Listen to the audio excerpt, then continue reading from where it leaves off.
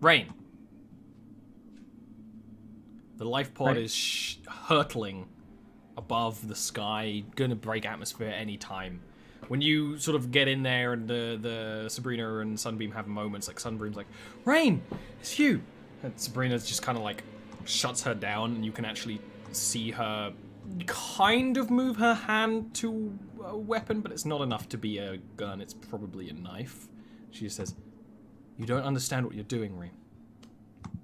But no, I damn well don't understand what I'm doing. I don't understand what you're doing, Sabrina. Why the hell are you with Excalibur? they're the only way any of this works, Rain. Maybe this was a good portent. Maybe you're meant to be with us here now. Maybe. I didn't see you coming with us. There's a lot I don't see. Maybe you're meant to be here. She kind of like relaxes. Well, okay. I mean, I can take that. So it's the only way it works, you say. You've not been wrong on that before, but can you please tell me what you're doing, what you intend to do? She sighs, and she kind of like puts her hands either side of your face. She looks you dead in the eye and says, they're coming to get us. But not just us. Everyone. The obliterators, they're coming to obliterate. And every planet is going to be fire for them. And sparking this was the only way to make sure everyone would be ready. But there'll be other ways. There'll be other ways. So funny. The obliterators? You might not remember the people that held us. They were the ones that had the power to keep us. The scientists, if you want to call them that, they were working for the obliterators. They will burn all here.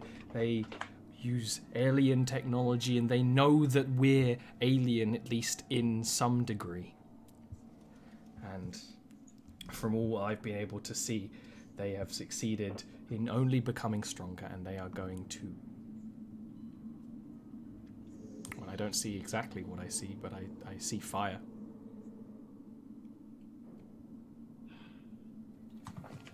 The rest of my crew...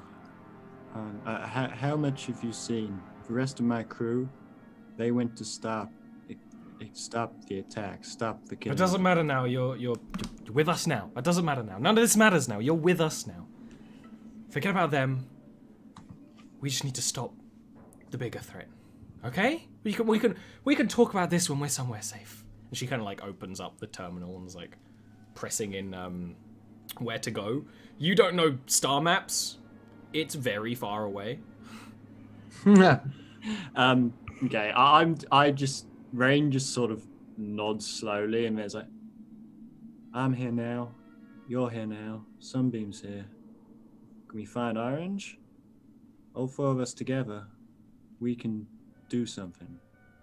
She thinks and she processes. In the time, Sunbeam like crawls, because this is a two-person pod, like crawls over her to hug you. Yeah, and Rain absolutely just... Yeah, absolutely. And she nods. I think that's a good idea. I'll see if I can dream of him.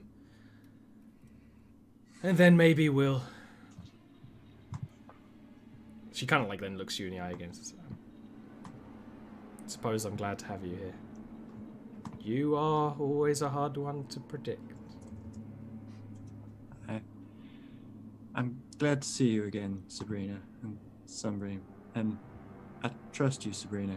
If you say we need to do something about this, I'm with you.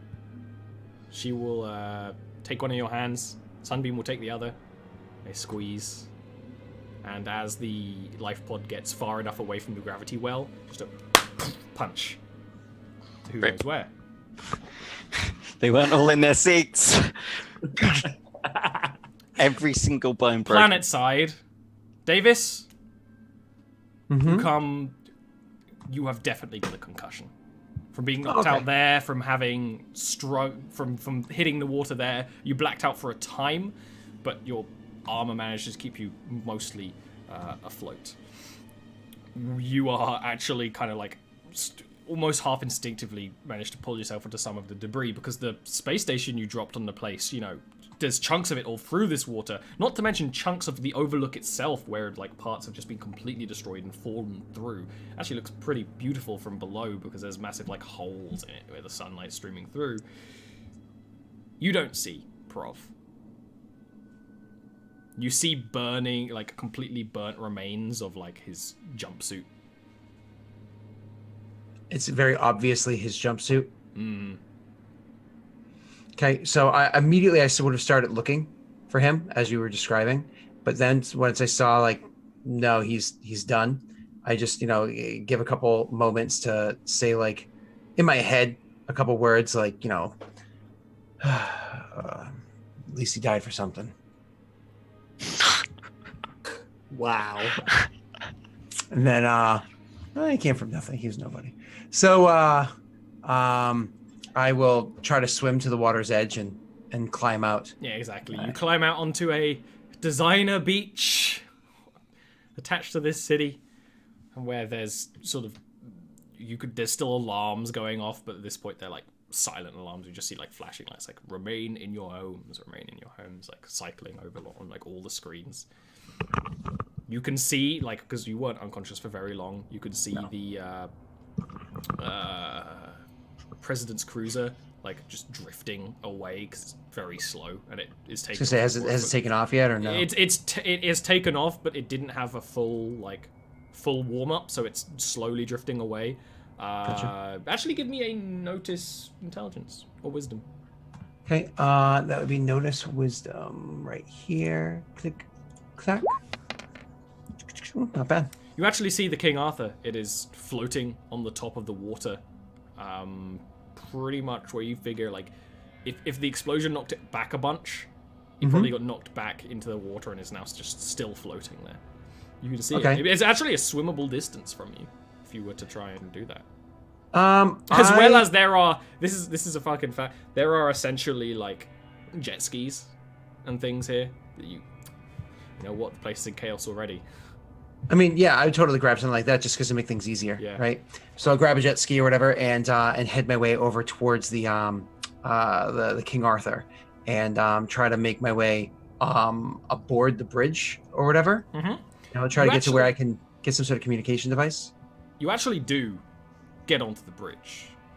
You have the plans of this ship. You manage to quite easily work out a way inside through the airlock. When you get in, the crew are actually alive. The bridge crew, but they are very much unconscious. They clearly were not prepared for that kind of attack. Because when you're fighting ship to ship, the computers can see things coming far faster than that. Someone throwing a demo charge at the bottom of your ship, they were not prepared for that. The ship was not prepared for that. So they are all like, head on terminal, like bleeding, unconscious, probably also heavily concussed. Bang. Bang. Yeah. Bang. Yeah, you're just going to execute each one of them? I mean, that was what he was saying. That's not what I was saying. So I go around. There's the crew of the ship there. Everybody looks to be very obviously Excalibur, right? There's not like people that don't have marks. It's his personal ship, yeah. Yeah, okay. They're clearly very high elite. Some of them even have the tattoos like on their face. I would definitely go around and execute them one at a time on my way over towards where the bridge is. But like if there's somebody alive but unconscious, clearly ranking, you know what I mean? Like hanging wires, whatever it is, kind of like a couple quick ties around the wrists and like around the throat or something like that, enough to keep them so that they would struggle if they woke up. But it doesn't actually look like there's anyone incredibly important like ranking from like your Lontaine? Yeah, Montaigne was in the base. So okay, so I would I mean, if there's nobody of incredible importance, then I would keep 2 or 3 people alive just from different sections. Yeah, there's only like 3 people on the vessel. It's a small. Oh, okay. If there's only 3 people on the vessel, then I'd probably kill one to make a point, and then keep the other 2 alive. Yeah, make sure they have no weapons on them. Yeah, throw them in a side room or something. Yeah. Just to make sure, like, again, to make a point, because I need the like their use for information. Exactly. You know what Exactly. And then I would want to use the comms. I'm sorry if you're going to say something. I was going to say you wanted to get to their communications, so we were going the same way. Yep. So I'm going to go to the comms so I can do a try to get a hold of the ship for the president. And it's going to be very obviously hailing from this vessel. Yes, exactly. I was going to say, do you want to try and like change the hail with like your Navy codes or something? I mean, I'll use my naval codes for like authorization. Yeah. But I will not change. Which would actually mean they would actually reply, and it would literally just be like some comms officer. I mean, there's a gazillion crew in that vessel. Just like this authorization code comes from Davis Nielsen. Where did you acquire this code, and what do you savages want? I give like the appropriate greeting that I would to more or less inform him that this is in fact Davis Nielsen, you know what I mean? And say, you won't believe it, but a demo charge did the trick. I am aboard the vessel. I have 2 remaining members of the crew. I let it pause and say, detained. I'm waiting for either the local authorities but preferably the Novus military to come and search the vessel, take me into custody, so we can discuss further. Please keep the president far from here in case there are any more tricks they have up their sleeves. And that's pretty much what happens. You wait for a couple of hours, and a Novus, it's pretty much, it would be equivalent to sort of like the Magpie in size, a sort of scouting vessel that has more than just a shuttle, would come and would, it would be one of those things where like, they go to arrest you, but then you would explain, and it's not like you're allowed to keep your weapons or anything, but you're allowed to sort of, go and explain yourself. And then you start the long, arduous process of explaining yourself to your Navy. Yep. I imagine it's not very easy. Now the job is done, yeah. But do you know what does happen? You're discussing a lot of plans that are deep in, Pike Special Forces. And you were set on to do this, which in the end ended up saving the president. In the weeks and months that follow, many hearings, many discussions, you aren't some kind of hero that's going to be talked about on the news. But a hell of a lot of the Navy know who you are and what you did. And you definitely end up having at least one private meeting with the president where he will give you a medal of some kind. Awesome. You are definitely getting promoted if you want to come back to the military. But there's a lot of paperwork that has to be done, and eventually discussions sort of come to you to, if you wanted to, bridge the gap that is forming between Novus and Pike, because you just managed to essentially get the two to work together to a degree. So there's 2 things that are three things to important here. One, I would come to the realization that Prov was not wrong in his assessment of me, and that you're right there. The Prov was not wrong in the assessment of me, and that I was potentially doing this for revenge, because now that everything's done, all my revenge is had, I kind of slip back into the more stable mindset that I had before. Exactly. I think of the life that I was supposed to have with Jason, and realize I don't want that life without Jason. And so I do re-enlist back into the military and do actually do that. 2, I had set out before we did this task, people to find Orange over on Novus. Mm-hmm. I had people that were looking for Orange so I could get to him first. And so I was kind of hoping that, if I could get a hold of him, I could contact him with the information I have. Maybe meta knowledge, I can get there before the other 3 do, and paths can cross again. That's, for something else. It's one of those things where, in downtime, while preparing for your new Navy ship that you're going to be captaining to be finished, that is the work that you do. And finally, I make sure that any records of Prov as a terrorist are removed with whatever authority I can. All that stuff becomes ultra classified information. so it's effectively removed from any public record. So his face or name will not ever be remembered as such. Any and like then- remains of him caught on video cameras during that whole thing, you just like got rid of it. Everything's like super classified. And it works as well because you aren't a public hero. You aren't having to answer this question to many people. There may be times when like where other Navy people are like, was there someone else? And you're like, no. And his name is never brought up again. I literally let it go down into silence until I imagine, and I don't know how far along or how far his career goes. Somewhere down the line in Davis's career, he does want to push for a better allegiance with the New Earth, and when a deal any part in that sort of a thing, because he wants to take more of that diplomatic route, he would want them to be called the Providence, the Providence Accords, or something named after the character, and that'd be the only time he would ever bring up that name again. Good. So, speaking of names, The while you're Providence Treaty. while you're starting to like draft up all these plans of things to do in the future, because now that you haven't got your old plan, you're making new plans. Your new ship gets ready. The Novus Navy ship, the Jason Finch. Mm-hmm. And with that, the campaign ends with Davis, turning in a station to see his ship be like the name be put on the side of the ship, with Rain landing somewhere, but with two of her dearest friends.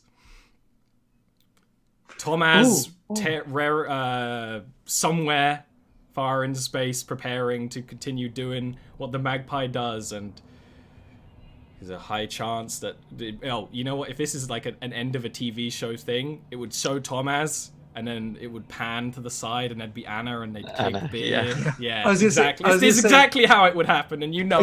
I was gonna say Anna's on that Pike ship. You know what I mean? So like that's I have a fucking spy You have a spy in Pike space. if you wanted it.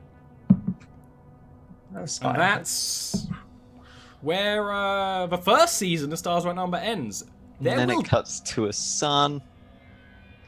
And that's Jason. And then it cuts to just a section of the ocean. Just the ocean. Oh no, you know what the post-credit scenes is? And I actually did want to do this, and I nearly forgot. Is, sometime later, some salvage vessel bringing up a sword from the bottom of the ocean of Ballista with a skeletal hand, clinging.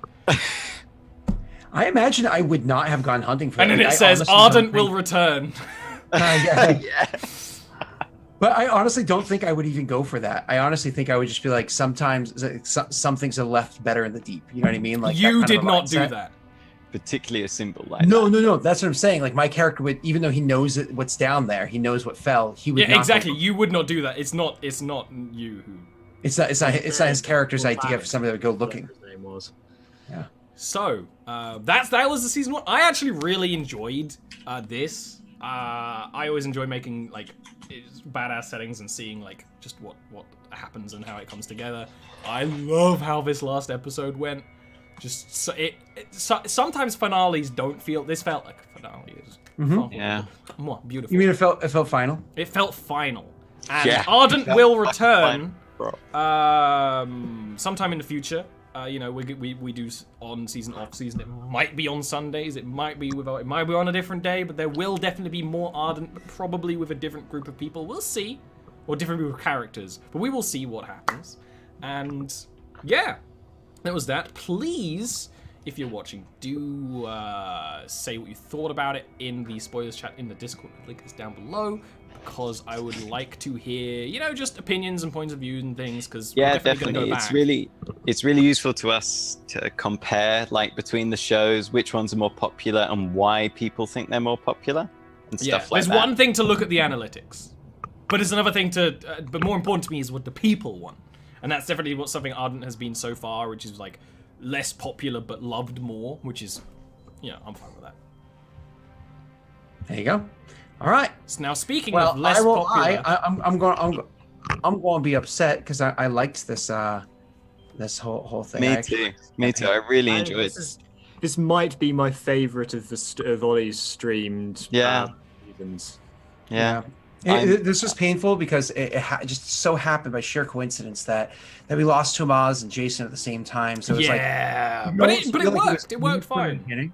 It ended up coming together great. It'd be really interesting in the parallel universe what would happen if Will didn't have to change things. Yeah. Will would have been here in the end. It would have been so interesting to see what would have happened. But it worked great, and I love that Tomaz is still out there, and Tomaz and Anna having their happy ending where they continue being fucking like space junkers. That alternate universe, Excalibur would have gone to Gut Prov, and Tomaz would have just broken his jaw, and then he would have survived. You are entirely right. No, because Tomaz would have been with Rain, probably, because he's a big softie. And he would have been like, "Oh, you need to find the people you think of as a family will be with you." Yeah, but the problem would be then he'd have no way of getting on that space pod, and he'd probably die in the Excalibur He'd base. find a way. There were more than one, weren't there? There were more than one. There were a bunch.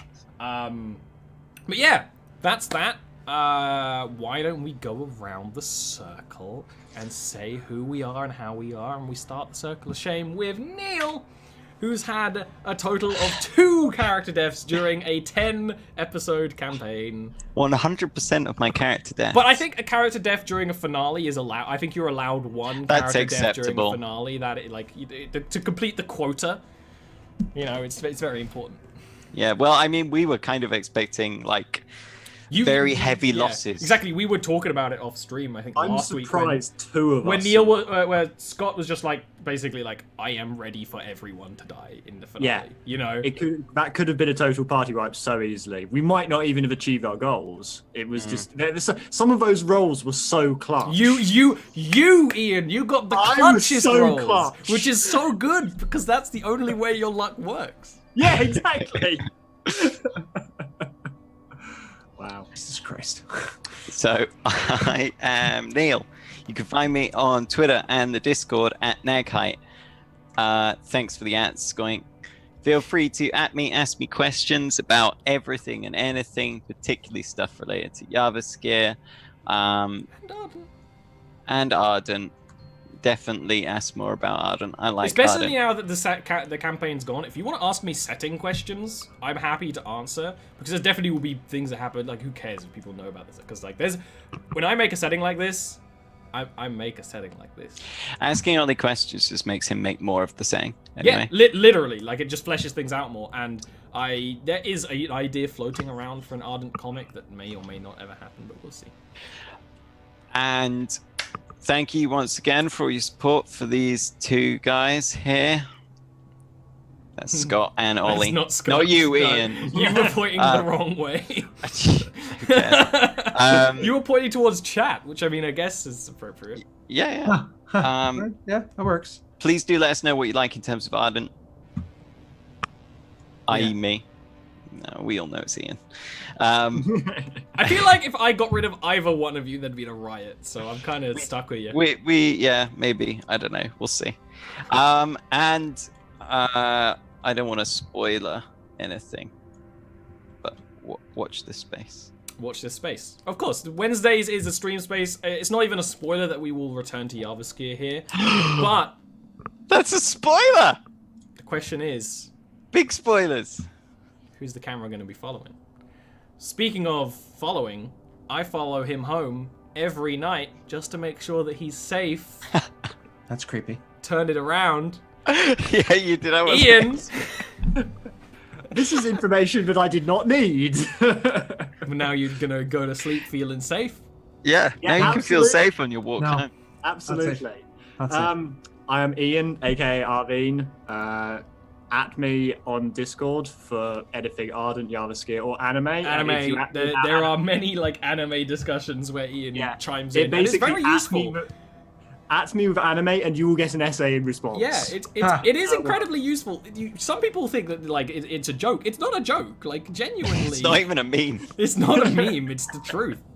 Ian is the anime database. I am the Weeb Empress, as we have established, and I thank you for watching Ardent. It has been so much fun playing. Yeah, I am so happy Rain got a happy ending there at the end. That was so satisfying for her character. And She, I she really deserved it, Ian. She deserved it. She Oh, and Prov anything didn't? else. Wow. No. What about Prov- Jason? Huh? Prov murdered a bunch of people and had nothing but dead families. He was just gonna live a depressing life, anyways. I would be. Yeah, I it would mean, have been that's true. interesting to see what Prov would have done if he did live. You know, the others I can easily like Fallout New Vegas. Decide Honestly, what he happened might in have the end, Amos'd on Davis. You may have what? but- Oh, just like Amos. followed him around. Yeah, just follow him Yeah. around and kill Yeah. people. Okay, that took me a moment to process, but yeah, no, that's what I would have done if you lived, but you didn't live. So, Thanks, bro. and speaking of not living, because he doesn't have a life, because he works all time, every time, it's Doesn't Scott. Doesn't sleep. And That's okay. life is sleep. Let's be honest. That's what it's all about. What's up, everybody? How are we all doing today? Welcome to the show. We have So, a nice no, I relax- honestly, I very much enjoyed playing Ardent because my first exposure to Stars Without Numbers was with Roll For It, and I felt as though it was actually not a good representation of the way that the rule system works. Oh, damn, son. It was actually done of phases, and then there was also a bunch of like made-up rules and things that changed along the way, which made it rough. It's weird the that second- Stars Without Number is designed for very high-level sci-fi, but the rules work so much better with like gritty sci-fi. But we are on the revised edition now, which They wouldn't were have also been, would on- they? Oh, were they they? were, yeah. Oh, okay. Fair enough. We're just better. And then Just our the sort of story. Our style the of storytelling, you know. my second exposure was me taking the system because I actually liked the system, even if I didn't like the way it worked out, and turning it into Mass Effect, into a Mass Effect system, which you can find out all on my YouTube. But then the way that Ollie kind of like took it, and with the exception of the world, the world. So obviously, what kind of technology things exist is really all he altered to it. It's 98% Stars Without Number rule set, which is like it was nice to play in its actual like Intended stripped form. down Intended use, form. yeah. Because like while I have qualms with the intended use, it felt clean. And like how many campaigns do you get to play and we have a whole story arc and everything's just crisp the whole way, you know what I mean? Yeah. So Fully I should- contained story. yeah. Yeah. With It was really open nice. enough to do a second season if the ratings go well and Netflix picks us up. Netflix never do a second season. So anyways, Netflix always does a second season. What are you talking about? I liked Ardent a lot. I'm excited to eventually be able to play it again if we get the opportunity to do so. My name is Delric. You can find me over on all the things as Delric. You can also find me in a whole bunch of things as Lost Initiative Show, and you can find me as other things too. But don't let your children see that. Catch us going live on Lost Initiative Show Twitch 9 p.m. It's just over 3 hours. We're starting season 2 of Fate in the Stars. Going to be Maggie and I are introducing our new character, so Section 0. It's our intro story, which we're going to do in tandem as opposed Scott, to. are you playing a Twi'lek? No. I am. I'm actually playing a Clatuinian. I am not watching. I don't A know what? that one off the top of my head. There's a lot. So did you watch that terrible cartoon, Clone Wars? Yeah, I watched the terrible. Are they the cat people? No. So the people that Boba Fett as a child hung out with. There was one guy that was kind of like gruff, almost dog-like. Oh, big boys. Yeah, Big And there's space boys. There are others that actually exist in the real life movies too, but Yeah, they're yeah. a dog-like people that have served the Hutts for over 25,000 years. Yeah, I know what you mean now. So you're playing a good boy. Not exactly, A but very good boy. Very good boy. Very not good boy. exactly, but So, I'll lick and your then balls. there's me. You can find me here where I do. I no longer do Ardent until it returns again.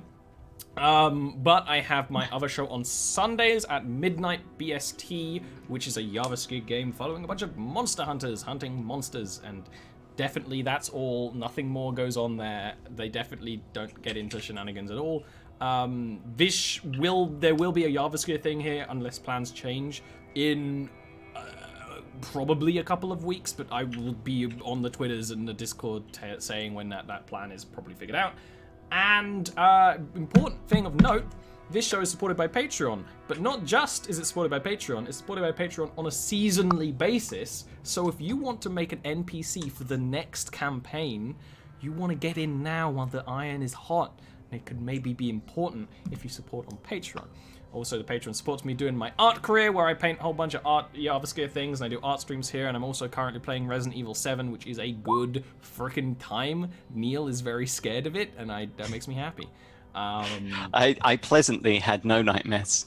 Oh, that's good. I actually did. So... I don't think I had any dreams. Unless someone said I had dandruff in a dream, maybe. But then they said it was okay for some reason. There's just very vague recollection of that.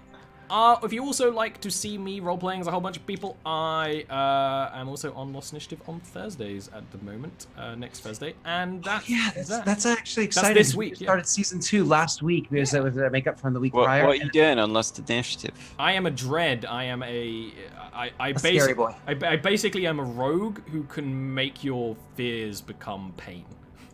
Nice. Yeah. And that's in which campaign? That's in Dark Sun. Yeah. So it's a dark, creepy, really scary world. You didn't say Dark Souls. I didn't say Dark. Did I say Dark Souls? No, you said Lost. No, you said Lost Initiative, but not Dark Sun. Forget about it. All right. So let's forget about Ardent and put it away into the YouTube playlist storage room. Davis systematically leads him to his death and removes him from the history books. Well, to be fair, your character didn't exist effectively in the also removed him being a terrorist. So he wasn't a known terrorist anyway. Well, my fault. My fault. I corrected my errors, but then later on allowed you to live on in a way that is probably far superior to what your character could understand. But, that is what Prov wanted. But appreciate the sentiment behind what it was that he was trying to do. And it's a nice name, isn't it? Providence Accords. Yeah, that's nice. So, I'll see you all sometime next. I hope you hang around for more stuff. More good shows coming up here on twitch.tv/olirant. Thanks.